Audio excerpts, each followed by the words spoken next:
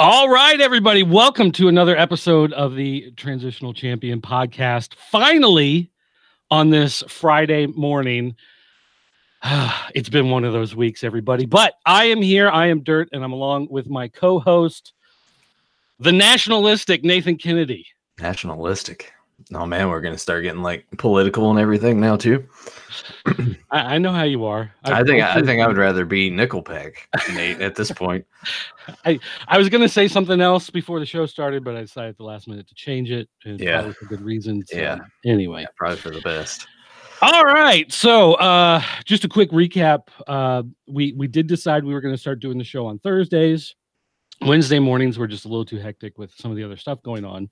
And then, of course, yesterday, Comcast decides that I shouldn't really have any internet. Good old reliable Comcast. Yeah, isn't it, though? It always is that way. So I've always felt like Comcast, Xfinity, however they're really branding themselves, that if it works, it works well. But when it doesn't work, it's very bad. Yeah, and AT&T just moved into our area, so they now have the Fios, Uverse, whatever. Yeah, and it's the difference is with Comcast, I've got 150 megabit download, but only a 10 megabit upload. But if I switch to the AT&T, which I'd have to pay for the installation and go through all that rigmarole or whatever, but for about the same cost a month, it's 100 megabit down, but 100 megabit up. So it's the same speed, upload, download, which would make the live streams go a lot better too.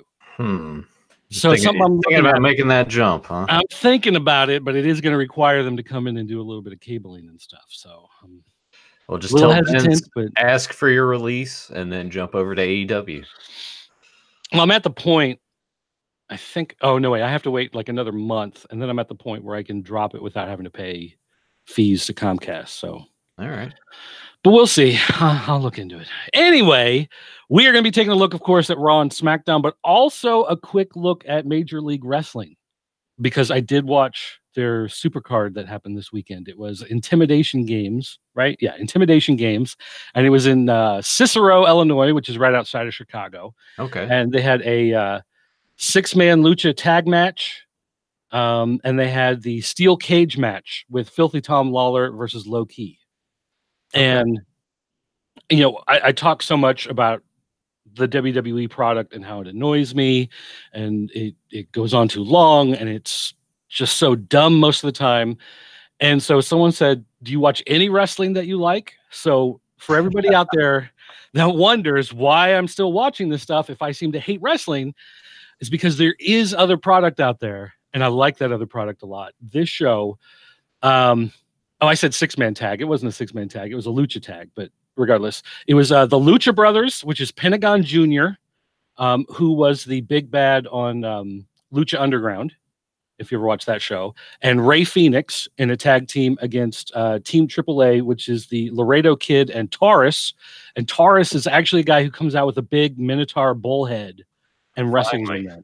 I'm glad that gimmick is still Mantar. Someone found a way to make Mantar work, and that's part of the reason why it's so great. But it was a lucha style match, which is insanely different from North America. There's no like legal tags. It's just like you roll out of the ring, that the other guy just hops in. Right. And so stuff is going on all the time, all over the place. And it was a high energy. And here's the thing, Major League Wrestling actually did like a full, I think it was like a 3-hour live or 3-hour event in front of the crowd. But then the last hour of it was shown live on TV. Okay. As Intimidation Games. And it was on beIN Sports, but they actually put it up on YouTube. So if you look on YouTube for Major League Wrestling Intimidation Games, you'll find that whole 1-hour live broadcast for free. All right. On YouTube. So if you don't have beIN Sports, you can still watch it. Yeah, because I have never watched MLW at all. And not only that, but this show marked the debut of Jim Cornette on commentary. Oh. He's not doing every show. He's going to be there for some of the big shows. And he is also being brought in to work out some of the stuff backstage. Okay. So Jim Cornette is going to work not so much as a booker, but more of a, that's a dumb idea, don't do that. So he's pretty much going to say that about everything. I have I love Cornette. I actually have a story with Cornette. He came to. They were promoting like this Legends of Wrestling sort of thing about 20, 30 miles from Tyler and myself. And we decided to go because it was Cornette, George the Animal Steel, Tito Santana, Bob Orton, those kinds of guys. And we watched a lot of shoot interviews with Cornette. We know that he likes Sprite, but he was cutting back. So we got him a thing of Sprite, a case of Sprite, and some Sprite Zero, and took it to him, got free autographs. There weren't a lot of people that showed up at this thing, so we talked to him for a while. And then a quote from him, not from me, but a quote from him, because where Tyler and I live, Southwest Virginia, you can kind of formulate your own opinions. But yeah, he came to us, got up from his table, came over to us, and was like, "Hey guys, I'll be back over if you want to talk to me again. I just got to get away from these bucktooth motherfuckers." And then that's a quote from Cornette, because it's right. And he came back, and we started talking to him again, and he was like, "Do you just want to sit with me at the table?" So we sat with him for like a good hour, just like talking about wrestling or whatever, while other people came up and got autographs or whatever. And that was really cool. But on the other hand, I know that his opinions on wrestling today, he's more of the traditional mindset. So a lot of the stuff he sees today, he's just like, "What is this?" But I love me some Cornette. He's one of those guys where like he is the biggest a-hole you will ever meet. Mm-hmm. But if you can get on his good side, then he's your a-hole. Like you don't want to be the guy he doesn't like, but if you're the guy he likes, he's the best guy to have on your team. Yeah. You know? I felt like he liked us. He liked us. Well, yeah, and we've had guys. There was a guy here in the Pop Culture Network for several years, Scotty Cash, and Scotty Cash was that way. He was the guy, you know. If you're walking downtown and there was some guy, you know, like playing the guitar with the case out with money, you know, he's the type of guy that would walk up and he would drop in $1, and then he would go, wait, that was too much. You're not that good. And he'd reach down and try to pull out some change, you know, and it's like, if you're the guy that he's against, then you got problems. But if he's on your team, then he's, you know, loyal to the death. Yeah. Anyway. So this tag match, they did explain, like Cornette and Rich Bocchini, who's the other announcer, they did like talk about how lucha's a little different, how the rules are a little different, how things work a little differently. They did explain it as it was going on for people who weren't that familiar with it, which was actually great for a lot of people, I'm sure. And then they actually, at the end of the match, people actually started throwing money into the ring. And that is a lucha thing. That is, you know, if there's a great match, start throwing, you know, dollar bills and stuff in there. I'm thinking like quarters. They're just beating them in the head. Yeah, beating in the head with it. Yeah. But with it being around Chicago, there is a huge Latino contingent there. So I'm sure that helped with, you know, getting that match over in front of that crowd. But I mean, it was a really great high energy, you know, a lucha match has that intensity. And so that really helped. They had a couple video packages while they were putting up the steel cage, and it just showed some of the other stuff going on in Major League Wrestling, which is, you know, good advertisements for people not watching. The steel cage match, Tom Lawler was the champion. He was fighting against Low Ki. The cage was actually, it was more like the old like WrestleMania 2 WWE style cage. Yeah, the blue cage. Where it wasn't blue, but it was those squares. Yeah. You know? All right. Instead of it being like the fencing that they use nowadays. And so they did some spots. They actually worked it where, you know, they're both climbing up in the corner trying to get over, and Low Ki knocks Tom Lawler, you know, off, and he falls down, and Low Ki goes to climb over and then does the thing where he thinks about it for a minute, and he thinks about how he's up top and the guy is, you know, down. So he gets up to, you know, jump off of the cage, you know, to splash him or drop kick or whatever. And Lawler jumps up, you know, starts shaking the cage. So Low Ki slips, nuts himself on the sidebar. Lawler comes up. The two of them start fighting. They go over the edge of the cage, you know, towards the outside. And, you know, it's like stick the guy's leg through the hole so he can't climb down. And the two of them are fighting. The problem was that went on just a little too long, because it got to the point where the two of them were like crawling like Spider-Man style back and forth across the cage. And it's like, all you got to do is drop and you win. Yeah. You know? So that went on a little too long, was a little, whatever. But then eventually it got to the point where, they're fighting, and Low Ki hits Tom Lawler really hard, and Lawler falls off, and then Low Ki goes like, oh crap, and he jumps off, but Lawler hits first, he retains the title. So okay, it was a good match overall, but some of that stuff at the end was just a little weird. But it's definitely worth going on YouTube and checking it out, because both of those, the lucha match was a lot of fun, and the cage match was a lot of fun. I'll check it out. And I want to go back real quick on a point you were talking about, because I as well got a message that was like, hey, I love the chemistry on the show, but it seems like you guys just really hate the product. And it's not a thing that we hate the product per se. It's just when per se. Well, it's just, you watch MLW, and I watch like some other stuff too, like PWG and especially NXT. If I want like that actual, I just, they play it safe, and it's understandable because they want more out of their performer, like to last long. Whereas these guys, I feel like they get a little more of a break. Their schedule's a little bit different than the WWE, like constant on the road thing. And that might not be the case with everybody, but I'm just saying, like, I understand why they have a safer style, but at the same time too, I wish they, especially with the rosters that they have, just let those guys go out there and do their thing. Yeah, one of the things that WWE, they still have this problem where they feel like a guy is under contract, so they have to use him nonstop. Yeah. There's no longer this idea where we can stagger a bunch of guys and we'll use them for 9 months and give them a couple months off where they can relax and spend some time with their family, do some training, and then come back. Yeah. And work storylines where they can weave people in and out. They feel like everybody has to be in front of a crowd every week, or you're going to forget about them. Even though they do so many video packages, they do so many recaps, they do so many, having guys cut promos while they're coming back from an injury and whatever. And they only seem to do some of that stuff when it's leading to a storyline, as opposed to like, here's this guy, he's been gone for a while, he'll be coming back in a couple weeks, just to put him fresh in everybody's minds. But yeah, they really easily could, almost in a sense, work out seasons where you would have, even a few months on, a few months off, a few months on, and allow people to, come out and if they stagger everybody, it would work out fine. Yeah.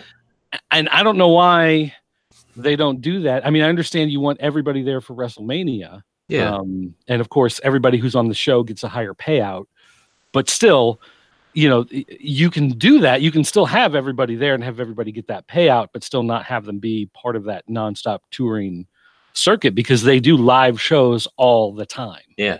And it really does wear people down. And even Roman Reigns recently had sort of pushed and said, like, I think we could really benefit from like an off season. And I think the way that you put that would work out perfectly if they could stagger it in a way that it's like these few guys 2 months off, couple months later, these guys 2 months off. It would help everybody, I would think. Yeah. And they it's not like they don't have a lot of wrestlers. They're sending out contracts to everybody, especially now.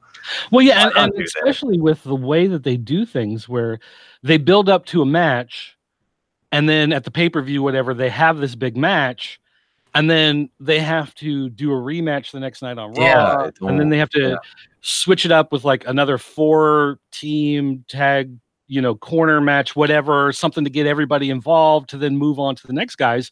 You should have the guys who lose, like they go in, they fight, they lose, and then they disappear for a month or two. Yeah, that would be cool. Something. I mean, it would make sense, because if you're in a fight, like if you're a boxer or a mixed martial artist guy or whatever, and you go in and you have that big match and you lose, then you need time off to recover. If you're baseball, football, whatever, you go in, you have your World Series, your Super Bowl, your NBA final, and then you're off for a couple months. So they need to have that, they defend the title, and then the losers kind of disappear for a while, and then you can bring them and work them back in, and that opens a spot where you move up, the next guy. So, and I think it would help creative in a way too, because it's like, all right, well, now you have to take this other batch of guys and do something with them. You can't just rely on X, Y, and Z anymore. You got to do yeah, and something it's here. a good way to constantly like Yeah, move guys up, and you move a guy up and it doesn't work out and he loses, and then he can go away, and when he comes back you just put him at that mid-level, you know, and you don't have to yeah. worry about him still being at the top and trying to figure out an excuse for him to be up there. So, all right, Anyway, let's go to Raw. Let's see. We had Roman Reigns come out. He called out Seth Rollins. Seth Rollins came out. They talked about, you know, what it's like to vacate a title without actually losing it, and they said, you know, life is short, and they said something about, you know, it feels like we're back together, but we're still missing something. And they started talking about Dean Ambrose. Everybody in the crowd started chanting, you know, shield, shield, shield, shield, shield. And Rollins is like, you know, no. We put that behind us. It's time for us to move on. And then the music hit, and Dean Ambrose just kind of does like this, like walk out to the stage. It reminds me, I don't know if you've seen the meme, but like Angela Merkel at one point, like came walking out onto a stage and doing like this silly little dance thing. And nope. it's almost like you're doing that type of thing, but I don't know. So anyway, so the three of them, they all come back together in the ring. And of course, before Ambrose even gets a chance to like say anything or, you know, start cutting a promo, Elias comes out and interrupts. And he smashes Ambrose from behind with a guitar. And as soon as he hits him, he runs away. So, of course, you know, Rollins and Reigns, you know, come running down to rescue Ambrose and to lift him up. And, you know, they're all like, the three of them are finally, here's the shot of the three of them all back together. Even though it was like a sneak attack, it's like they pick them up, dust them off, and help them. And you finally get that moment where the three of them reunited. That was 25 minutes long, I think. Something like that. How do you feel about Roman? I like the more laid back approach with his promos. It just seems like they're finally letting him just go out there and be himself, which is what he should have been to begin with. Yeah, well, like when they wanted to force an intensity on him that I don't think he naturally has. Yeah. Just let him be cool. Yeah. I mean, I think he really is in some ways kind of that surfer dude. Yeah. He really does seem to have that, you know, he's not that intense. And when he tries to fake it, it just doesn't work. And so when he gets on the mic and he starts to yell and they give him catchphrases and, you know, he's trying to talk about being like the big dog and it's his yard and whatever. And people are just like, yeah, you know, so if he can just go out there and just, you know, talk like normal and just be kind of smooth, because he does just be the Samoa Joe, because he is the Samoa Joe. I don't know about that. He's Samoan and his first name is Joe. He's okay, all right. I guess technically speaking, he is the Samoa Joe. He's the Samoa Joe, but hashtag not my Samoa Joe. Let's see. They had Drew McIntyre backstage, talked about how the Shield broke up and they're pathetic, and so Baron Corbin and Bobby Lashley were going to be there and they were going to do a big match. I'm kind of sick of those guys. This is where it comes back to the whole like off season. Let's have people off TV for a bit. These guys could benefit from it, because it's just week after week. It seemed like all of this is just blended together and it all just seems the same. And that's well, especially because they just keep. It's like, how many times have we seen this matchup? Like, how many times have we seen these guys fighting each other? Or, you know, you have one guy versus one guy, but the other two are on this side and the other two are on that side. So it's still the same 3 guys versus 3 guys going on again and again and again. Yeah. Anyway. So they had Kurt Angle Boutside. They had Kurt Angle out there. Kurt Angle, Finn Balor, and Braun Strowman. Kurt Angle was actually in the ring, so Finn Balor and Braun Strowman got to walk out, but not Kurt. Oh, so Kurt Angle got the jobber entrance, huh? He got screwed again.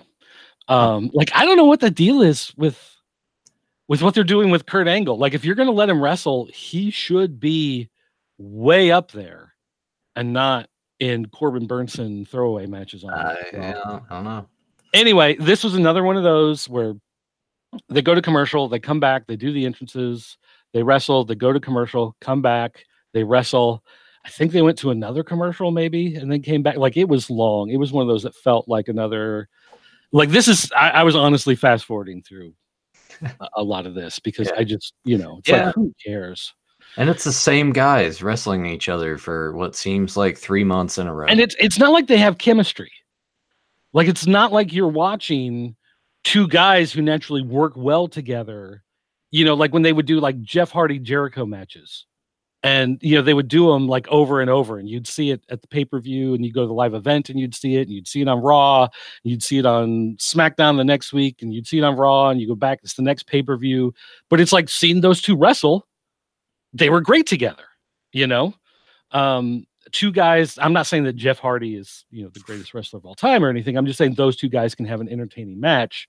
So you have them going back and forth. They can play it a little more high flying, or they can play it a little more submission, or they can play it a little more just punching each other with some, stiff elbows and stuff.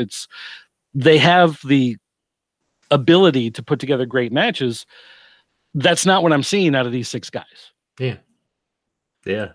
It just feels like it's all going through the motions. I think that's just the main problem that I have with the product. Like, you get some flashes between people that's like, oh yeah, the intensity, but sometimes it's just they're like out there just going through it. I don't. Yeah. Anyway, that's it just makes it kind of boring. And then right back to how. Yeah, and that takes us right back to how we like wrestling. We just are not giant fans of the current WWE product. So, all right. They cut backstage to Heavy Machinery, and they were showing clips of Ascension and B Team making fun of Otis and how dumb he is. And so then they cut back to Otis, and Otis said, "I'm sensitive. That hurt my feelings." So, okay. And then the other guy, Tunnel Tucker. Tucker. It starts with a T. I don't know. Tucker, he said, "We're going to find the McMahons and we're going to make this right." And they stormed off. And okay, sure. That's compelling, I guess. They had Natalya come out to the ring, and then they go to commercial, and they come back, and they had Natalya versus Ruby Riott, and Ruby Riott, who just at the last pay-per-view had that shot at the women's championship, loses to Natalya in like 2 minutes. Like, done. Yeah. Oh my gosh. Then they did this thing. These two guys from Saturday Night Live. Oh yeah. Colin. They're the guys from Weekend Update. Yeah. Hashtag not my Weekend Update. If it's not Norm Macdonald or Dennis Miller, I'm out.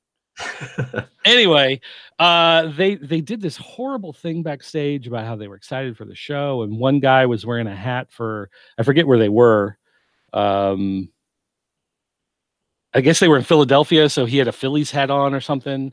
And so then the other guy was like, "Oh, I can't wait for the next time you're doing a show in New York City," and he pulls out a New York City hat. And it was one of those where it had the little adjustable slider thing on the back. It was just sticking out. Well, and it's, I guess he had the adjustment wrong. So when he pulled it on, like, you could see the buckle was on it.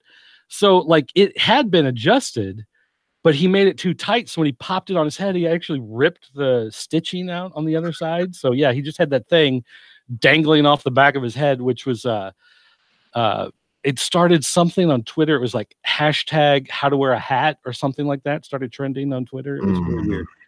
But it was just the Twitter machine. It was just really, really bad. And of course they did a couple of these during the show, which, and I guess they're going to do something at WrestleMania. And they were supposed to be doing something at every Raw leading up to WrestleMania, but that might not be happening now. Would probably be for the best. So I don't know.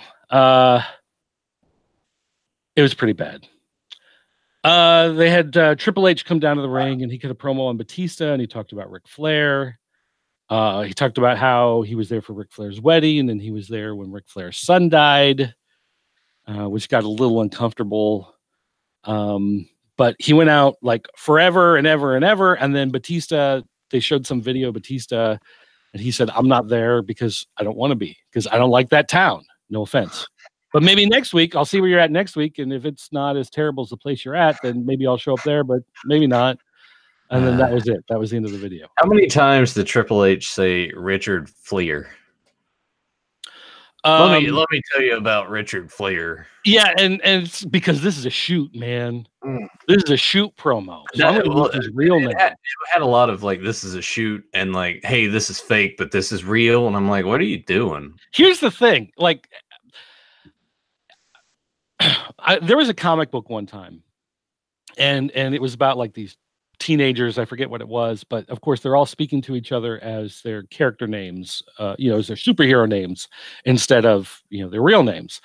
And someone actually made the comment, one time saying, I don't like that comic. It doesn't make any sense because everybody would just use real names. They wouldn't use the superhero names. And I went, no, actually, like when you get around wrestlers, we all refer to each other as characters. Yeah. Like when I see like Scotty, who I mentioned a few minutes ago, I don't say, oh, look, there's Scott Clark, or I got a phone call from Scott Clark the other day. I'd say, oh, I just saw Scotty Cash down at the mall. His real name, his last name is not Cash. Yeah. I mean, that was his wrestling name. When I see people, it's, everybody calls me PhD because I was Professor Philip H. Dempsey, PhD. Yeah. So that's just the name. I'll be walking, and someone's driving by and they roll down their window, PhD, and it's like, oh, there's Bradley Stevens. Like if someone else, like if wrestler A met wrestler B, when wrestler B had another gimmick and then they went on to become famous for another, they would still refer to him by the gimmick that they met them as. Right. Yeah. So that's, I guess, just part of the code, but I don't know what the plan, because with the Ronda Rousey stuff and now this, why do you have to scream in our faces that this is fake, but you know what, this is real? It's like, what does that accomplish to, like, I don't understand. I think it's just because they're trying to pull in more, like they've lost a lot of viewers. I mean, they're still not terrible, but they've lost a lot of viewers, and I think they're trying to kind of, especially with the way they're going on Fox this fall, kind of trying to reach out to people and being like, wink, wink, we know it's not real, but come along for the ride. And, Vince is always, he said, we don't do wrestling, we make movies, and a lot of the media that they do and a lot of the interviews, they say, if you look at guys like John Cena, like The Rock, they've gone on to do films. These are actors. They're trying to push WWE as a TV show, not a sporting event. So they're trying to, it's the most watched weekly episodic television show in the history of Thanks, Michael. And so, it's that, I think it just goes back to that idea where it's like, yes, we know that, but now come along for the ride is what they're trying to do. Yeah, I get it, but at the same time too, I just don't. Yeah, I mean, there are different ways you can handle it. I think there are other ways that you could go. More exciting product on television, faster paced matches, and I know that the Attitude Era doesn't hold up as much, but I kind of like that Crash TV style of like shorter matches, and it just doesn't let stuff drag out too long. Yeah, I don't know. Well, I mean, they got to find a good balance between that, because the product itself, just the matches, don't do anything during the week. Like, yeah, I feel like they turn it up on the pay-per-views most of the time, but especially on Raw, I feel like SmackDown's better about it. But on Raw, it's just boring, slow paced, and maybe they just want to. I put more people out there, have more matches then or something. Don't just, you got more people on the roster. Stop using. Yeah, and especially like Raw has so much space that they have to fill in 3 hours. Yeah. You could very easily, throw in a 205 Live segment, an NXT segment, a UK Championship segment, do you like the first Monday of every month, the first match of the second hour is always going to be a 205 cruiserweight match, Yeah. And you've got a half hour there of the show that is a commercial for your other show, where you could throw those guys out there. You can have some of the other guys cut promos, whatever. You don't have to like announce it as such, but it is a way that they can tie into some of those other shows and push the fact that they do have other programming, and they don't do that. And they for a while they kind of did when they first like lifted 205 Live off the ground, but then okay, it's like you've got your show, it's up and running. Now go away. We don't need you anymore. I feel like they don't need 205 Live and just have those guys on Raw and SmackDown anyway. But they need it to drive people to the network, because the network really is the future of. I feel like the stuff that drive people to the networks, like the 24 WWE 24, the Chronicle, all that stuff, like the documentary stuff. Oh, and when they did the Monday Night Wars, where they went like week by week, the head up. Oh, I loved watching that. But like whatever. All right. So actually, what they should do is have someone go back. If you remember when they would show the shows live, at the same time, or even when WCW would start first and then Raw would come back in, they need to do a thing where they would talk about the segments, and then when they would start to cross over and what was happening on this channel versus this channel, and kind of play them in order and do all the stuff like, a little more like make it a 3-hour head-to-head comparison thing showing exactly what was happening on this channel versus this channel, because they kind of did that Monday Night War, but they did it was like a 1 hour for the whole Monday. Do a little more of that, and then they got to throw in more Thunders. I am the guy that wants to see more WCW Thunder on the network. Man, I feel like you were the only one. I'm probably, but that's only because the one they filmed here in town, I was standing right behind Tony Schiavone the entire time. Oh, really? So I'm on like 80% of that show. So like I want to see that one. Put that one on the network. You have to give me a date on that one so I can go on the network and check it out and be like, oh, there's Young Dirt. Yeah, 20. I think I was 22 at the time. So oh man, yeah. There you go. All right. Back to Raw. Unfortunately, we had Stephanie backstage talking about how Ronda Rousey disrespected the title when she laid it on the mat and walked away. So she said it's now the title's vacant. So they're inviting Becky Lynch back. They're going to drop all charges against her, and they're going to have her sign some sort of contract for the match at Fastlane. She's going to fight Charlotte for the now vacant title, and WWE will not be held liable for any injury, yada, yada, yada. So they set up for that for later tonight. They had Heavy Machinery versus the B Team, the Ascension, Kurt Hawkins, and Zack Ryder in a big gauntlet match. And at least they're all getting TV time. I don't understand why Kurt Hawkins and Zack Ryder are now part of the heel contingent of tag teams. Yeah, I thought they were faces.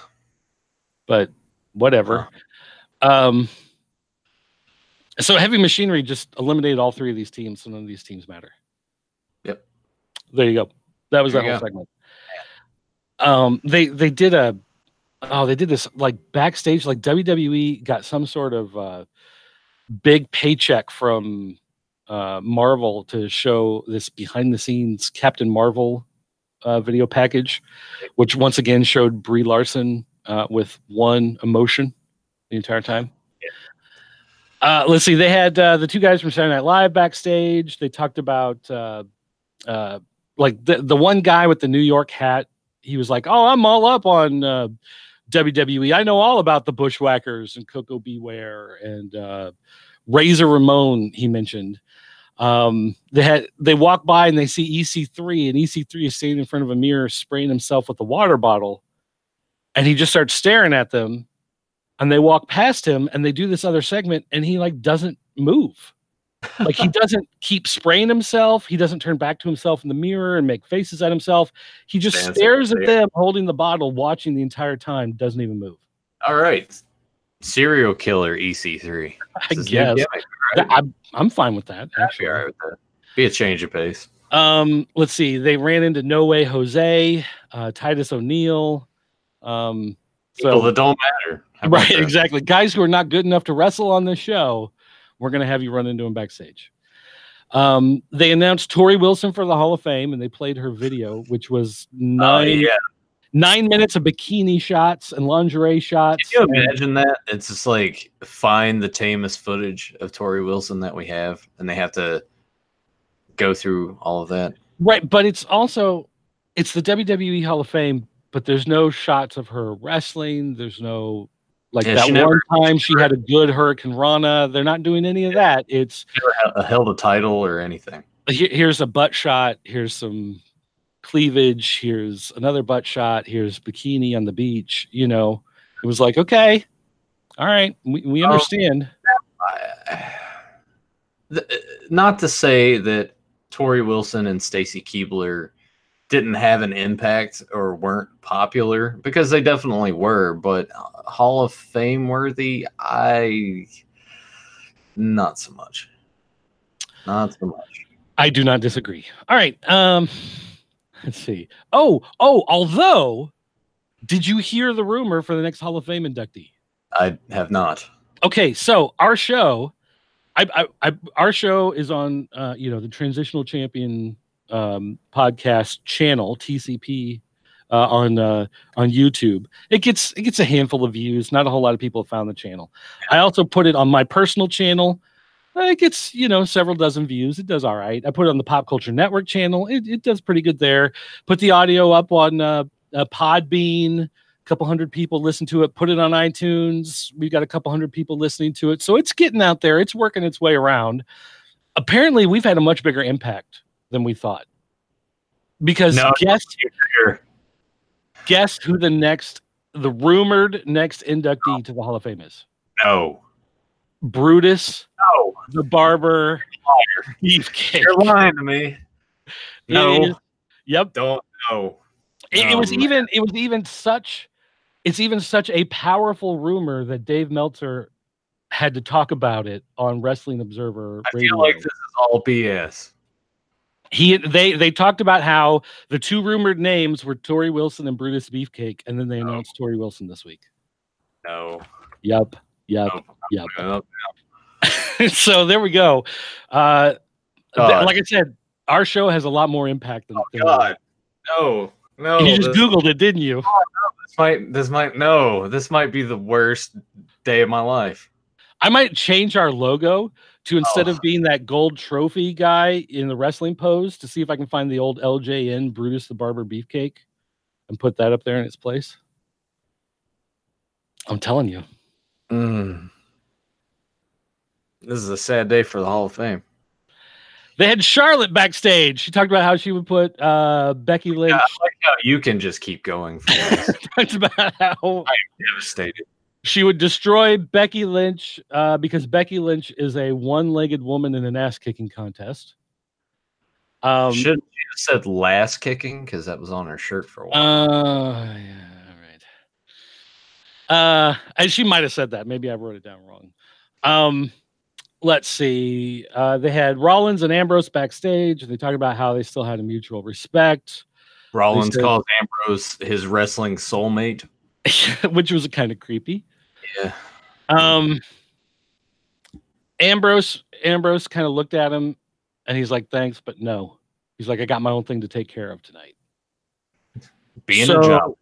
They go to commercial. And they come back, and Elias is he's singing in the ring, and he talked about Philly not having a Stanley Cup, so that's a thing. Okay. Talked about Gritty, like there's a guy named Gritty. I don't know who that is. The mascot. It's the Philadelphia Flyers mascot. He looks really creepy. You'll have to Google it, but he's very popular. Okay, all right. Yeah, he was new like this year, and I guess the internet exploded on the Twitter machines. I see. All right. Yeah. So it's the new hip thing. Yeah, it's a cool thing. Elias is cutting edge. All right. Yeah. He also talked about like Bryce Harper eating manure on the side of the road. Whoosh, Bryce Harper if I'm not mistaken. Played for the Nationals, signed like this huge contract. Now he's with the Phillies this year. So I guess that's just his way of taking a big old dump. I don't know how it got to manure on the side of the road, but whatever. Why is this a thing every week with Elias? It doesn't have to be every week, and I'm glad that he actually has been wrestling a little more. But still, we don't have to have. He's not a bad wrestler. He's good. Does he still do the elbow drop? You should, if you can, just at some point Google his elbow. I've noticed that they've sculpted his beard a lot more to look like late Macho Man. Yeah. Those are the kind of the vibes I was getting from. But check out his elbow drop. It was actually as good as Chinese Pirate? No, but it's close. Man, because that was one of the best elbows. Like, I still think about that elbow sometimes. Sometimes I'm just sitting there eating a sandwich and I just stare off in space. Think of that elbow. Whew. All right. So anyway, they had Dean Ambrose come out and they fought, and it was all right. It was nothing special, really. I mean, it's one of those things. Like I said, Elias is talented. Dean Ambrose, of course, is talented. Just the two of them in a match, just okay. Dean Ambrose, he knows he's on the way out. He doesn't really care about a lot of this stuff anymore. So nobody really knows, because WWE's like, Dean Ambrose on his way out, which makes you think, well, he's gonna stay. But then apparently, it's their way of throwing off like your Meltzers and your other online wrestling personalities. Well, except the problem is Meltzer talks to people who are in the company. Yeah. So, they can say whatever they want on TV, but then as soon as the show's over, he'll call a guy who works backstage that he knows. He's like, "Is this what's going on?" They're like, "No." He's like, "All right, cool, thanks." So it doesn't matter. I feel like he's gonna stay, though. I don't know why. I feel like he's going to, even though he should probably go. Well, he has not signed a contract. Yeah. So he might be doing a Pillman thing where he's not signing the contract and it's part of the storyline, but at the last moment he will sign a contract. You know what I mean? Like, do the reverse Pillman. Now Pillman is a guy that did that right. You want someone that's like crazy and he's zany and wacky. Yeah, Pillman was your guy. Ambrose needs to step it up a little bit. Anyway. So let's see. Reigns and Rollins came down to the ring afterwards. They tried to talk to Dean Ambrose. Let's put the Shield together one more time. And Ambrose just no, and he goes to leave, and he like goes over the barricade and through the crowd to get out of there. So of course Corbin Burnson comes out. He's with Drew McIntyre, Bobby Lashley. They start making fun of the Shield. They said, it might have been fun to do a 6-man match at the pay-per-view, but instead we'll just beat the crap out of these two losers right now. So they start to attack. And so, of course, they cut to Dean Ambrose standing in the crowd, and he's looking, and he's like, I don't want to, but maybe I should. I'm having second thoughts. I don't know what I should do. And then stops himself and backs up, and then he's just like doing this. Like it looks like he's just dancing with himself. So anyway, they end up going back and cleaning house, and all the guys are gone. And so you do Reigns and Rollins put their hands out, do the fist bump thing, and they're waiting for Ambrose, and he's like running around in a circle around him, and he can't decide what to do, and he's not sure if he should be into it. And then finally puts the arm in, and everybody freaks out. So the Shield is coming back, as they announce, for one last time for a match at Fastlane. Sure. I feel like the only way that this match needs to go is they just need to destroy McIntyre, Lashley, and Corbin Burnson. I can't even call him Baron Corbin anymore. You got me just thinking. Corbin Burnson, yeah. Somewhere Corbin Burnson is like, why do people keep tweeting to me? I don't understand. Yeah, so not only did they mention this was the Shield reunion for the last time, but Renee Young said, yes, Dean Ambrose is leaving and he's heading for greener pastures. And Corey Graves says, what do you mean greener pastures? This is WWE. And she says, you have no idea what he has planned. See, that's what makes me think that he's not going. Yeah, well, but at the same time, It's like she's married to him, so she might just be. Yeah, I get that, but I just feel like by doing that on the show, it pretty much negates any of the news. So Yeah. I feel like he's gonna stay put. But if they're doing that, and will he, won't he? They need to capitalize on it and actually do something with him that's like just grandiose Fun. and Yeah. fun, and it'll blow everybody away and get Yeah. people interested in the product. Because I honestly feel like Ambrose, Rollins, and Reigns are the only three guys that have really been, well, up until Ambrose recently, strongly pushed the entire time that they've been on the main roster. Like the Shield was virtually untouchable for the longest time, and they still had momentum. Like they were heels and they changed them to face and it freshened it up a bit. They had some fresh matchups with the Wyatt family, then Evolution and everything. And then they had Seth Turn. And maybe that was too soon. And it's also too soon that like they broke them up and now they're trying to piece it all back together and it still hasn't worked. Well, and it's one of those things where because of Dean Ambrose's contract, his contract runs out before WrestleMania. So it can't be a WrestleMania reunion under his current contract, which is why they're pushing for it to go ahead and happen at Fastlane, because it's basically now or never. But it would be very weird if Ambrose were to sign another contract, because then they could have done the match at WrestleMania and they wouldn't need to push it here to Fastlane. But would you want a Shield versus McIntyre, Corbin Burnson, and Bobby Lashley match at WrestleMania? Yes, if it was no holds barred and the Shield came out with kendo sticks and just whacked him with kendo sticks for 6.5 minutes. Yeah, but I think that's my WrestleMania moment. I think the crowd is actually behind Seth Rollins, so we need to go ahead and beat Lesnar, get the belt off of him, and put it on someone that's actually going to be there every week. Yeah, it's just a belt. It doesn't mean anything. Oh yeah, yeah. Well, why should a top tier championship title mean something in a company? Not in this day and age. Come on. Yeah. Wins and losses don't matter because it's not real. Yeah. Which, by the way, they did right after this next match. The next match was Tamina versus Sasha Banks, and it went like 2 minutes, and it was nothing. They had the Saturday Night Live guys were backstage after the match, and they bump into Braun Strowman, and the dumb guy goes, "Hey man, is this stuff even real?" And Braun Strowman grabs him by the throat and pushes him up against the wall. And he's like, "Does this feel real?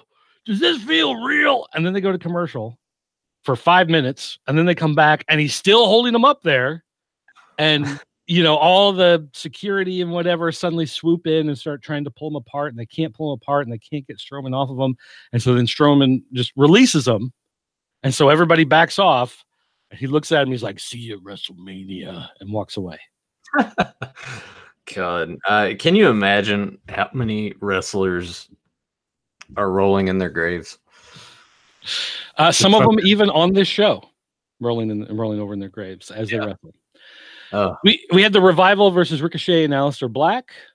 They cut a promo with Black and Ricochet. It was not spectacular. And I just put the shirt on last night to go to sleep in. This was not planned. I just throw that out there. But you own it. So now I do own it. It's a cool shirt. I like it. So anyway, they went out and fought the Revival. Or actually they go out, they lock up, like they're getting ready to start the match. They do like 3 moves and it goes to commercial. Then we come back from commercial and we get a few more minutes of them wrestling. It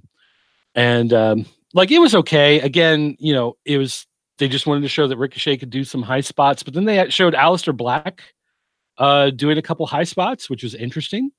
I didn't expect to see him do some of the dive over the top rope to the outside stuff. I was actually kind of impressed with that one. They said next week, Batista will be there to do a face-to-face with Triple H. And Corey Graves is like, "What do you mean he'll be there?" He said on his Instagram video that he might not be there if the town was terrible. And they were like, next week, we guarantee face-to-face, Batista will be here. So Apparently, like, they forgot halfway through the show. Good on Graves for calling him out for that. So then the main event segment was the contract signing. They had Stephanie out there. They had Charlotte. They brought out Becky Lynch. They were going to sign the contract for the vacant title. This, of course, brought out Rousey. And she said, I wasn't giving up the title. I was telling you to make the title stand for something. You should have brought Becky Lynch back to have her be my opponent if this title is going to mean anything. So Stephanie's like, you're right. My mistake. My bad. Here's your belt back. And just gave it back to Ronda Rousey. So so apparently she's still champion. I'm really starting to hate the build for this. I feel like they just screwed it all up, and it's just so anyway, the rumor that we heard 2 months ago turns out that it's finally working its way through. The match at Fastlane is Becky Lynch versus Charlotte, and if Becky Lynch loses, she's done. But if she wins, then it's a triple threat at WrestleMania. So there you go. God, they could have gone about this in a multitude of ways that would have been infinitely better than the path that they've chosen to do this with. It just seems like they're making it up as they go along each week. Like there was no long-term plan. They're just, oh, well, let's do this. You have to apologize. Yeah, I mean, I think it feels more like they know what they want at WrestleMania. They just don't know how to get there. And they get an idea and they're like, oh, this will work.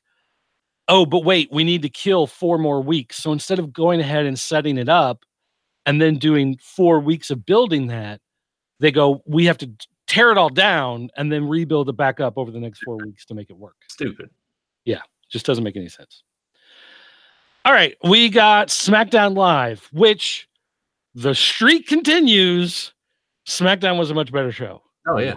Yeah, go figure. They put up a thing for King Kong Bundy at the beginning of the show, R.I.P. Yeah. They put it on the screen, and I'm going to try, I'm backwards. I'm seeing myself on the screen. It throws me off. So they have King Kong Bundy's face. They've got him standing over here where my arm is, and it's like, rest in peace, King Kong Bundy, whatever years or whatever. Yeah. And right as the show starts, so of course, right as the show is coming on and you've got King Kong Bundy sitting there, the little thing pops up that says rated PG. And it's like right over King Kong Bundy's face. So it's like, oh, rest in peace, man. We're sorry for who is this guy? He doesn't matter anymore. Here's our rating. Wow. It was like someone really thought that one through. I know King Kong Bundy was very vocal towards the company since he departed many years ago. I don't know if he was part of the concussion lawsuit. I feel like that he was. King Kong Bundy is one of those guys that by the time I started watching wrestling, he was sort of like in his twilight with the company. They weren't really doing much with him. So I didn't watch him in his WrestleMania 2 main event, but and I haven't really gone back and watched most of his stuff or the build to that. So any thoughts and opinions on King Kong Bundy? He actually was one of those guys who was a lot more active before he got to WWE. He kind of figured out the Hogan trick when he got to WWE, where,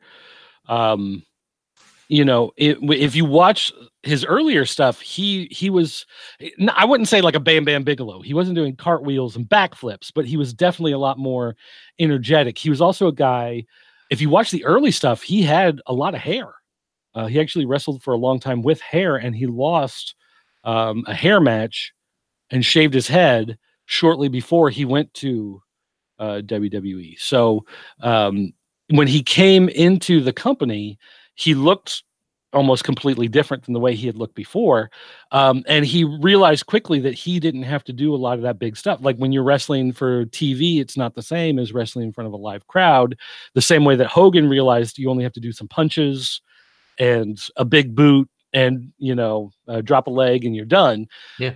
He had the same thing where he'd squash people in the corner. He'd pick them up, body slam them. He would jump on them. And that was it. That's all he would need to do for a match. So when he came to WWE, he wasn't, I don't think, as exciting as a wrestler, but part of that was the company and just the guys at the time and just how it was. But he was so charismatic and he was so great at working the crowd. Like he was a guy who really could walk in front of a dead crowd, have a jobber match with a guy who didn't matter. You knew it was only going to be 3 minutes, but at the end of the 3 minutes, the crowd would just boo him out of the building because he knew how to work the crowd. He was one of those guys. Like I can really remember at the time, I didn't have cable, I didn't have MTV, so I wasn't able to watch all that stuff unless I went over to a friend's house. But I used to get all the tapes because Family Video carried all of the Titan or Coliseum home video videos. So I used to watch all the tapes of all the specials, plus the Wrestling Challenge and Superstars of Wrestling, and whatever else it was that they would show on TV late at night or early in the morning around here. And he was definitely one of those big stars. Like he was a guy, he would walk out, he'd be on camera, and he just had a natural charisma. He just had a natural draw to him, where you're like, this guy is evil. Like the way he portrayed himself and the way he acted was great. And then he started to do, I remember as his WWE career was winding down, he started to appear like on Married with Children. Yeah. And he was in some other movie where he was a moving guy. Was he in Funny Farm? Is one of the moving guys? Is that what it was? I don't think so. That doesn't sound right. He was in some movie where a guy's like moving across country and he played one of the moving guys. And I just remember like this guy's a personality, like he actually, has some stuff going for him. But I guess he just made enough money. And the reason why a lot of wrestlers, they'd like to do 1 or 2 acting gigs and then you don't see them anymore, was because once you get into the Screen Actors Guild, you get Screen Actors Guild health insurance, and then you have it for the rest of your life. Yeah. You don't lose it. So Screen Actors Guild health insurance is like the best. And so if you can get a couple acting gigs, get into the guild, and then you're set for life. And especially with a lot of these wrestlers that did so much back in the day, they didn't have a lot of health insurance. A lot of them didn't really think about that kind of stuff. Yeah. It was great for a lot of those guys. So it's like, that's why Goldberg, did 1 or 2 movies and disappeared. That's why a bunch of the guys in TNA a few years ago did that movie about like the haunted swamp and, like the ghosts in the haunted swamp, whatever it was. And, it's like, you see these things and you're like, why are they doing these terrible movies? But you only have to do a couple of them. You get into the Screen Actors Guild, you get health insurance. I'm genuinely surprised that we haven't reached a point where if you're in WWE, and I know that they cover your injuries and pay for surgeries and everything, but they really need to figure out a way to get like decent healthcare to these guys, so they don't have to worry about that, at least while they are employed with the company. Well, a lot of it is taking financial responsibility for yourself, and that's what a lot of guys don't have.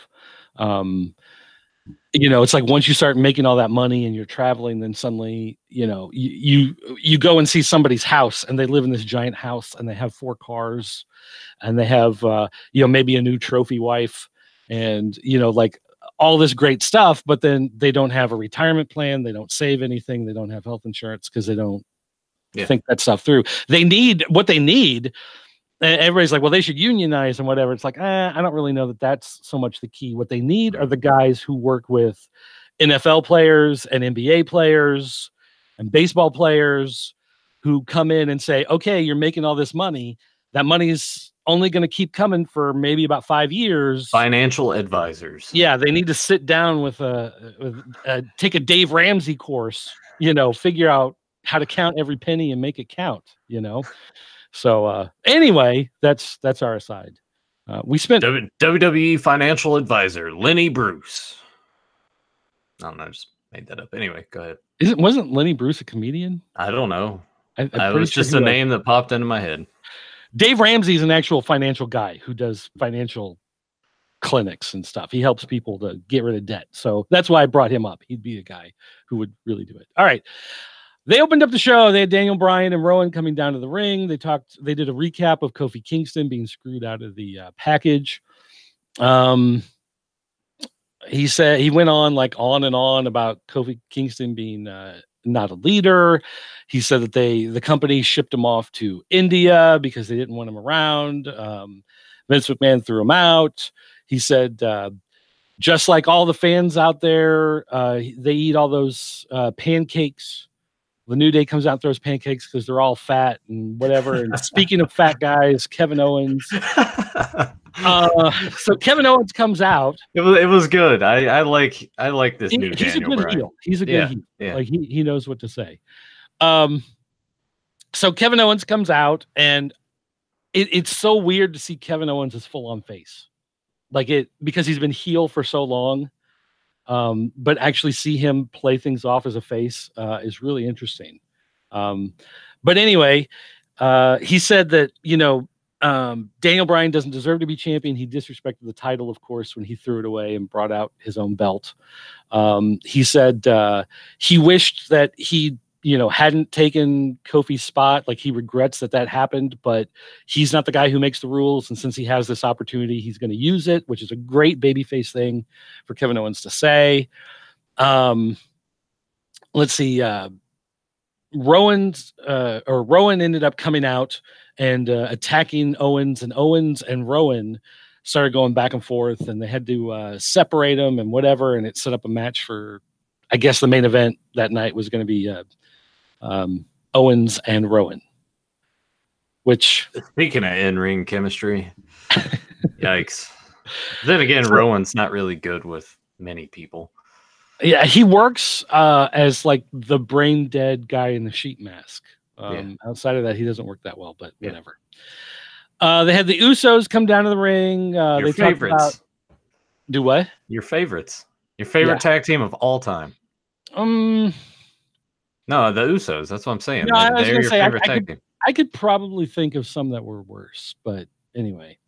Like Fandango and that other and Tyler Breeze? No. Yes, yeah. No. Yeah. The Fashion Police? No, I love the Fashion Police. Way worse. So anyway, they had they were talking about Miz and crying and whatever, and, and it's weird because the Usos come out and people are cheering them and they're smacking hands and people in the crowd are like dancing along with the music and like all this stuff, and then they get in the ring and they start talking and everybody's like clapping and cheering, but then they start cutting the heel promo. They're the cool heels, man. Yeah, but it doesn't work. Like, I think when the Usos were babyface, they were Roman Reigns babyface, where they played way too much to the crowd, and the crowd turned on them, and they were like, "You guys are like two little John Cenas. We don't like you." So they turned them heel, and because they're heels, they don't play to the crowd. They're cocky and cool, and the crowd still likes it. This is what we like. This is what we wanted. The NWO ruined everything.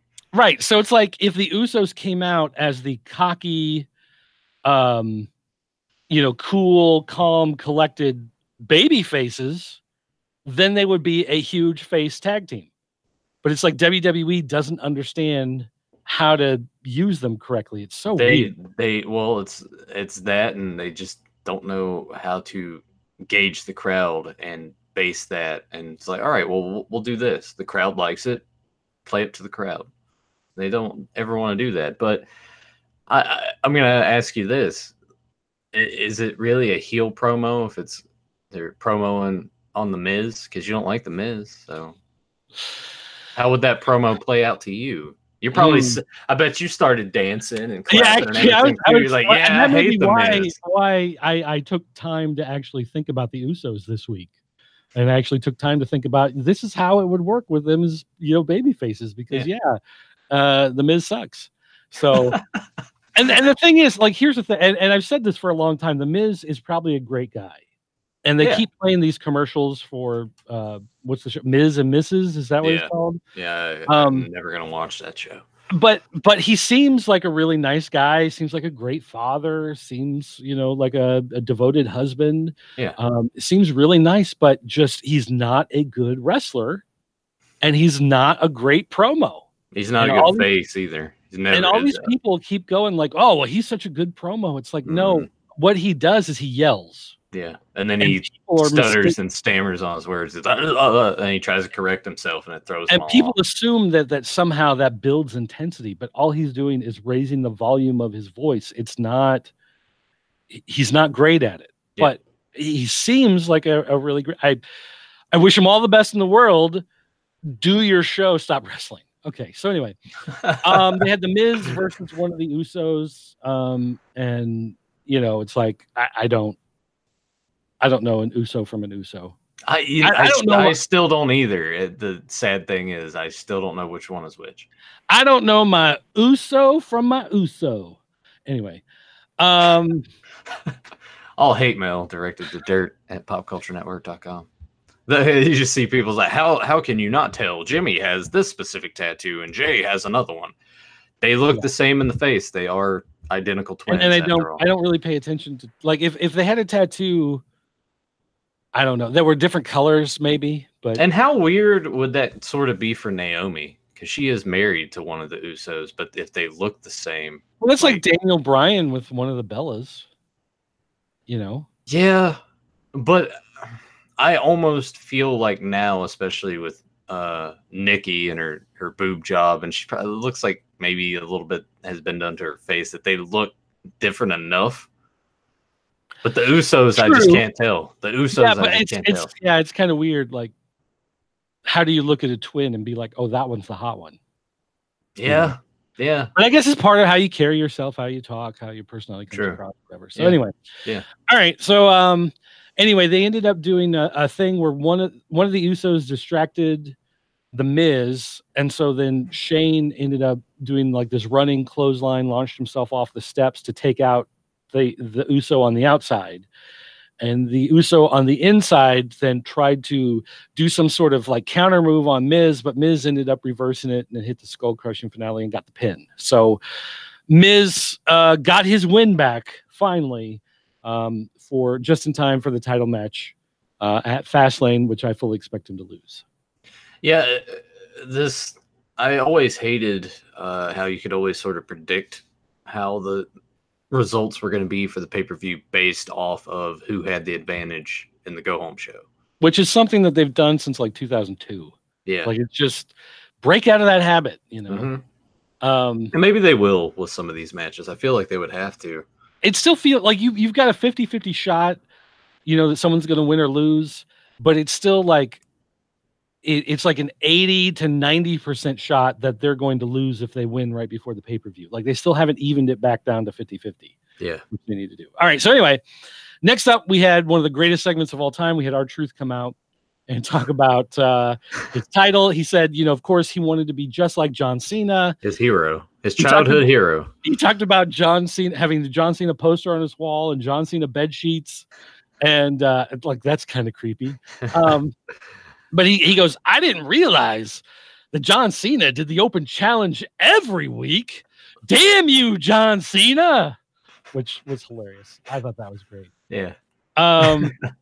So anyway, they did their little dance break, and they cut to the crowd, and you see like the whitest looking people of all time doing like these little dances out in the crowd with them. So he's like, all right, we're gonna do the open challenge. Let's do it. Lacey Evans comes out and marks down and watches, comes what down. Are they doing with this? She did that on Raw too, right? She turns around. Yeah, she did. I think maybe for Heavy Machinery again. But anyway, then she, walks back, and R-Truth is standing there, and he's really confused. He's like, come back, fancy glove lady. Like, he's like, all right, let's do this. And Carmella's like, no, you're not fighting her. You're opening a challenge for, wrestler backstage. And so that brings out Samoa Joe. Yeah. And so R-Truth is like, well, wait a minute. I got to rethink this. I don't want to do this. He's like, no, not Samoa Joe. So then Rey Mysterio comes out. And he's like, well, Samoa Joe and Rey Mysterio, I really don't want to do. And then Andrade comes out. And he's like, I don't know. I don't want to do this. And there's the three of them get in the ring, and they're kind of surrounding him. And R-Truth is standing there like, I don't want to do this. And the referee like points to the announcer. The announcer's like, it's a 4-way match for the championship. And he does all the introductions, and they ring the bell, and R-Truth is still just standing there like, I don't know what's going on. Like, I don't want to do this. Like, what's happening? Yeah. This match was great, by the way. Yeah, it was. This was one of the best things I all week on the WWE shows. This match was so much fun. It was so good, top to bottom. They had Samoa Joe basically just beat the crap out of everybody else, just dismantle like Andrade and Rey Mysterio would be going at it, and Samoa Joe would just come up and clock Andrade, start attacking Rey. Andrade would come back, he'd turn around and just keep attacking Andrade, and it was like he just kept going back and forth, just dismantling everybody, taking them all out. He looked fantastic. They go to commercial, they come back, and Andrade's in the ring attacking Rey, and Joe is gone. And so you're just like, okay, well, I guess something happened during commercial. So anyway, the match kept going. Samoa Joe fought back up, started taking everybody out. They did a couple spots where it looked like, first of all, it looked like Rey was going to win, and then it looked like R-Truth was going to steal it, like he normally always does. But then they had Joe come in and do the drops and take the win and take that belt, and he rolls out of the ring and holds up the belt, and they go, "It's Samoa Joe's first title in WWE." And I go, that can't be right. I mean, he was NXT champion, but yes, this is his first championship on the main roster. Yep. Man, that's just I know he's had a few WWE championship opportunities, and they for some reason didn't want to pull the trigger on him. But apparently NXT doesn't count as being in the WWE. Yeah, I hate that. They call them up and they're like, "Oh, look at these guys matter, and let's show you this." Oh, but it doesn't matter. But congrats to Samoa Joe. It's a shame that it is the United States Championship, though, because they seem to forget about it a lot. Yeah. And don't know what to do with it. Well, it's also a shame that R-Truth had to lose it, because I've been loving these spots. Yeah. I hope maybe they give him a rematch, maybe at Fastlane or something. Maybe that'll be the Fastlane kickoff or something. Well, I know that one of the matches announced for the kickoff show is Andrade versus Rey Mysterio. So, which has also been really good. Yeah, that's been really fun. Oh yeah, they'll tear the house down and probably end up being like the best match of the night. When I went to the last live event last summer, it was part of the SummerSlam lead up. Someone gave me tickets for my birthday, so I ended up going to the live event, and it was the first time I saw Andrade. I hadn't seen him before, and he ended up having a match with Kalisto, I think it was, and it was fantastic. And I was like, "Wow, that guy's great!" Yeah, I was surprised. Yeah, I hope he gets elevated and gets pushed up to main event, because he's an amazing talent. Don't squander that, WWE. He's got to change his look though, because the unbuttoned white shirt thing just doesn't. It's in the pants. It looks like he's wearing like beach clothes or something. It used to be worse. Look up some of his attire in NXT. He used to have suspenders. Yeah. Cool. Yeah. All right. So it's an improvement now, but yeah, it does need some work. All right. So anyway, they showed the video from India with the New Day in front of the crowd of everybody, and talking about how they're going to be back in time for Fastlane. So I guess they'll be back in time to spoil whatever's going on there and try to get Kofi involved in the main event or something. Yeah, I think Kofi's going to be wrestling Daniel Bryan at Mania. I hope. I hope so. Yeah, I agree. They had Samoa Joe backstage, and he cut a promo, and she mentioned how he had never won a title, and he said, something about it. It doesn't matter what's in the past or whatever, and this is what matters now, and I'll protect this belt against anyone who comes against it, or something like that. And the way he worded it was kind of weird, where it was like he wanted to make sure that like he mentioned the fact that there were other titles in the past. It's just like, this is the first one in this part of the company on Raw and SmackDown. Like, he made it very clear, like, this is not his first title, Yeah. They had let's see what they do next. Oh, they did Aleister Black did his entrance coming down to the ring, and then they cut away and went to commercial. And then they came back. Oh, and then they came back and did the New Day thing. And then they did the Samoa Joe thing. And then they go back to the ring and introduce Ricochet. So Aleister Black stood out in the ring for like 10 minutes during the commercials and the videos and everything before they finally cut back to him. So what the heck does Aleister Black do while he's standing out there for 10 minutes? I imagine he just sits cross-legged in the ring, just sitting there in total darkness. Well, I guess it would be total darkness because because they dim the lights for the yeah. All right, so anyway, so they had Aleister Black and Ricochet versus the Bar, and again, I don't know what's going on with Sheamus and Cesaro. They are guys that should have a whole lot more talent at their disposal, but I guess they just feel like they're stuck where they're at, and so they've lost their motivation, and they're just not performing at the level where they should be. I could see Cesaro when his contract runs out. If AEW is doing well, jumping ship over there. He's an amazing talent. Or going to Japan. Yeah, signing with New Japan. Yeah, they need to do more with him. I know that Sheamus is dealing with like injuries, like with his neck and back and stuff. So. Yeah, but he's also like legitimately friends with Triple H, so I don't know that he ever would really leave. You know what I mean? Yeah.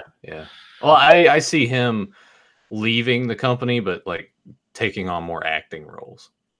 Because I know. Yeah, maybe. Yeah. Well, I just mean I don't see Cesaro or Sheamus leaving to wrestle for another company. Oh yeah. I don't see that at all. But Cesaro for sure. Yeah. It's a wasted talent right now.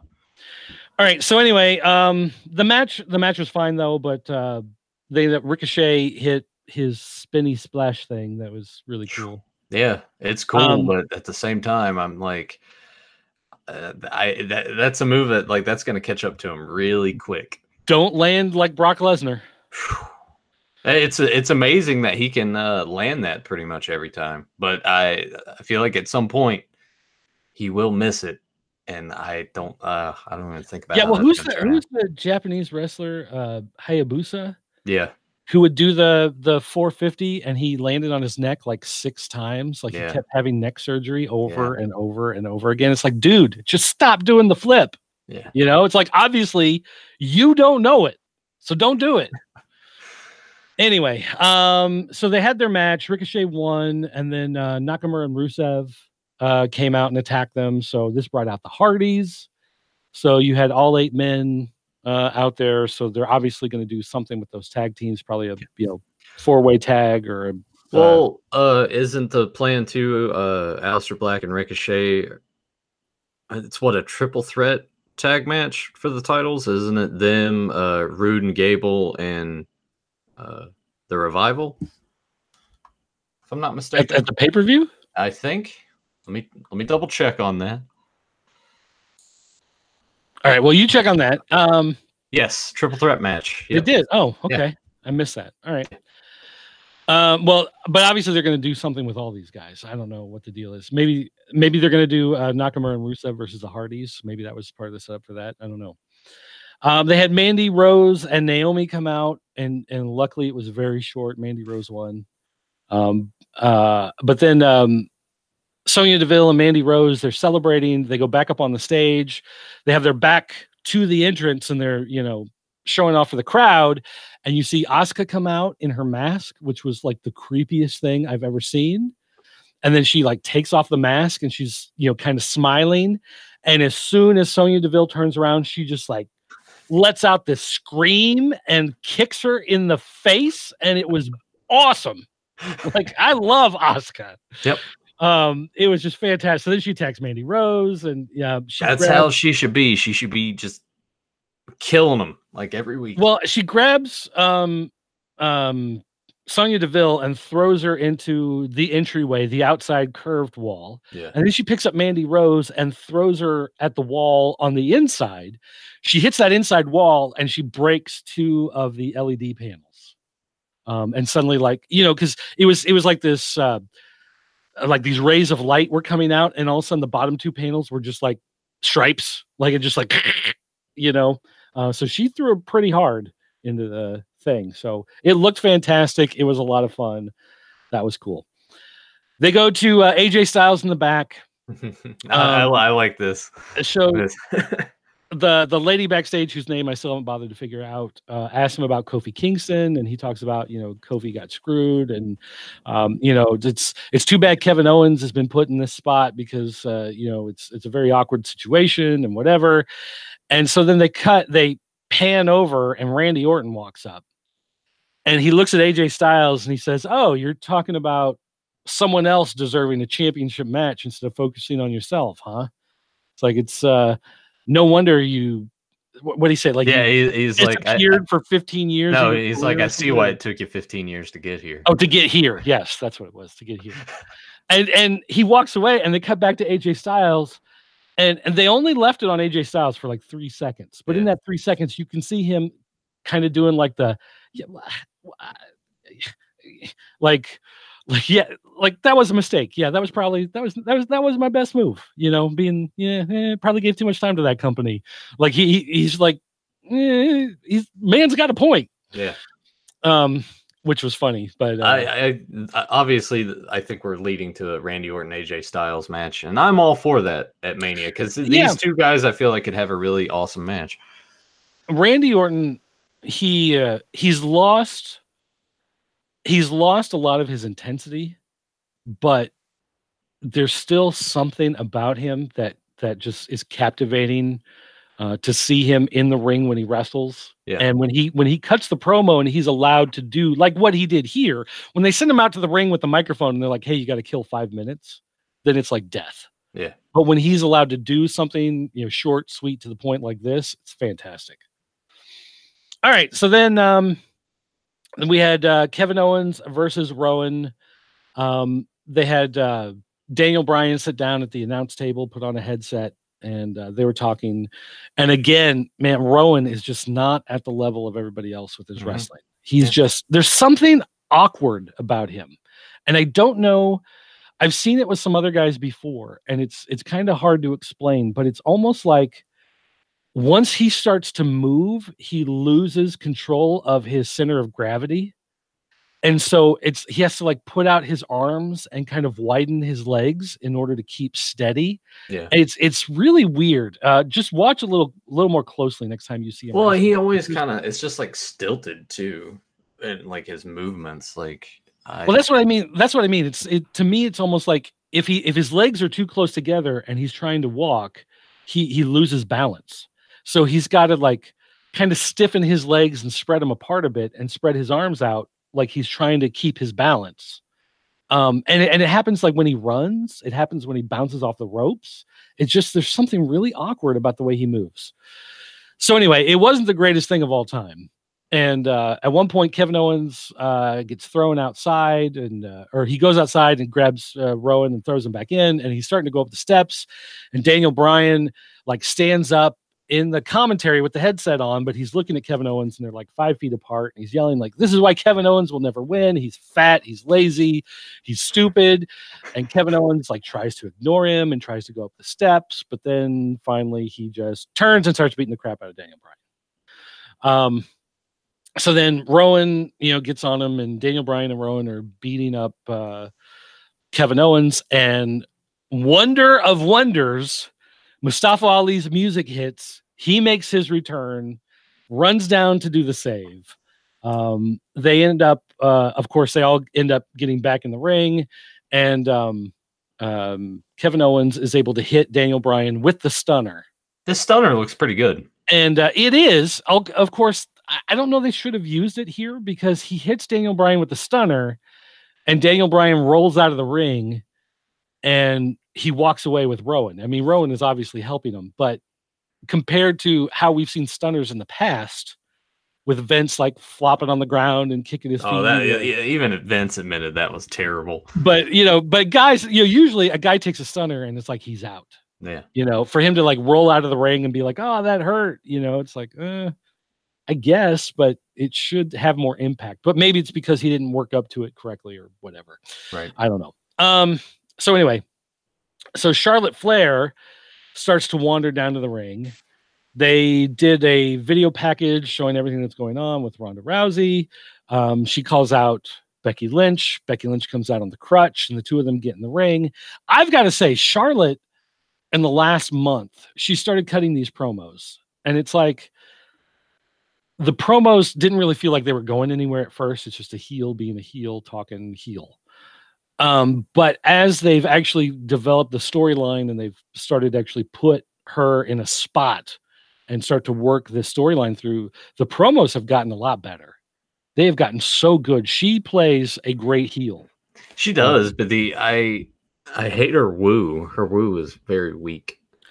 Yeah, but she also kind of doesn't want to do it. You know, it's like one of those I things feel like she shouldn't. I hate that this entire thing is based off of look at my pedigree and I'm Ric Flair's daughter.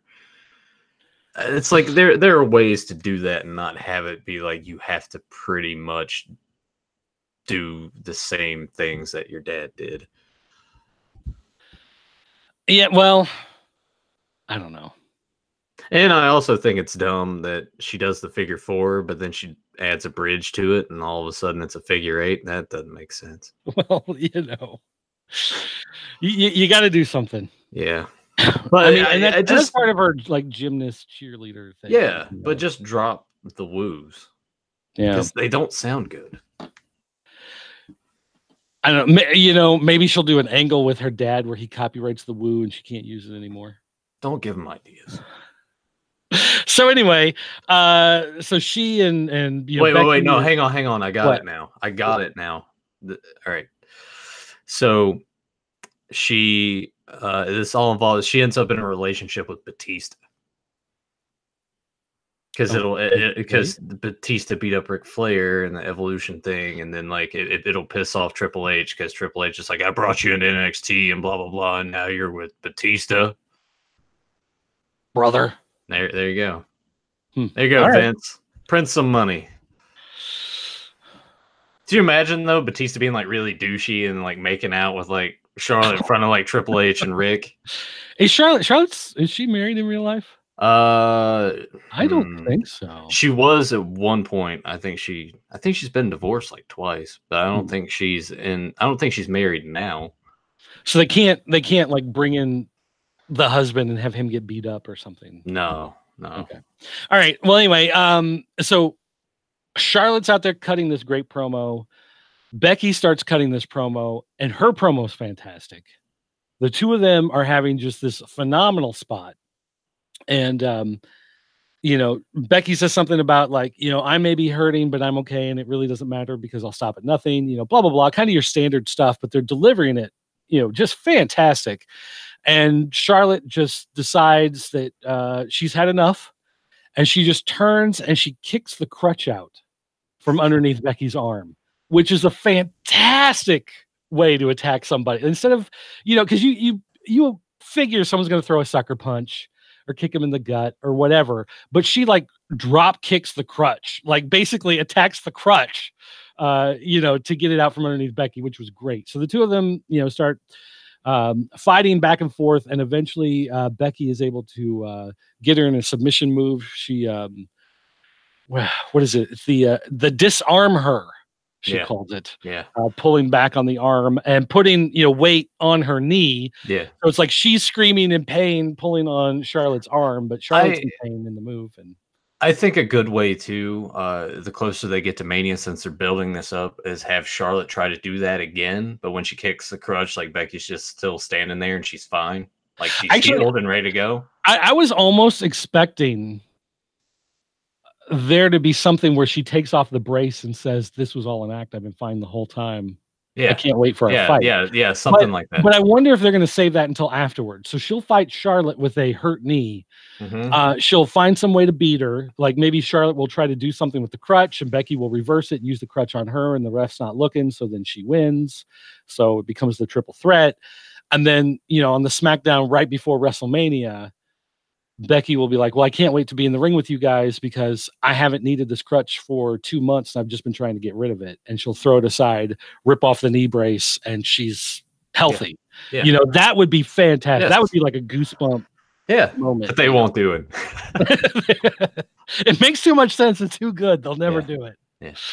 So anyway, so again, that was SmackDown. The awesome show. Yeah. See, we don't hate everything. They just need to structure it and pace it and actually make things matter a little bit, make you feel something like excitement or whatever. And instead, and doing this, I think, part of the problem, like I said, I haven't watched WWE product in a long time, except for like WrestleManias. I'll watch those usually. But for the last couple of years, I just haven't watched because, and part of it was I was trying to watch a lot of it. And I think that may be the problem. After WrestleMania, I may stop watching Raw because I only promised to watch it through WrestleMania for this podcast. yes. I think after WrestleMania, I'm going to stop watching Raw, but I'm probably still going to watch SmackDown. Yeah. And I may try to mix NXT in there. Okay. I was gonna say, I think like a good thing once we get past Mania is just to do the show like every couple weeks or maybe like after a pay-per-view and just sort of discuss everything as a whole. The storylines and how they led up and the good matches along the way. Yeah, right, that would make sense. I could see that. Yeah. And then we don't have to worry so much about trying to scramble to watch shows at the last minute if we forgot to. And yeah. All right. Sounds like a plan for now. But anyway, so this weekend is Fastlane. So that means next Thursday, assuming my internet doesn't go down again, Thursday, then we'll have a recap. I'm not sick or anything. Right. Whatever. You don't have to work 8 hours of overtime on top of the job that you're already working. Yeah. Yeah. All right, guys, that's going to do it. Don't forget, you can find more of the Transitional Champion podcast if you go to bit.ly/T, capital C, capital P, Oddcast. Oddcast is all lowercase. Bit.ly TCP podcast. JEFFJARRETT. Don't forget, you can also find the show hosted at the Pop Culture Network, which is popculturenetwork.com or thepopc.net. Or specifically, it is part of Locker Room HQ, which is the Pop Culture Network. So you can go to lockerroomhq.com if you want to find the show. You can also find us YouTube channels for myself or for this podcast or for Pop Culture Network on YouTube or through Podbean, through the Pop Culture Network Podbean feed, or to find Pop Culture Network on iTunes. And then I found there's like 5 or 6 different websites that are just like podcast aggregators that have pulled our show in, I noticed. So just if you do a search and you're looking around your favorite podcast site, you may find us on there as well, because we've now appeared in places that I never set us up to appear on. So that's kind of cool. Yeah, that's awesome. It very well could be that there are 9,000 people in Russia listening to our podcast through some other podcast aggregator. And I have no idea that they're out there listening, but if you are out there, thanks for keeping track of the show, and we'll see you next time. Pants off, dance off. No beefcake for Hall of Fame. Whoa! That was low. That was low.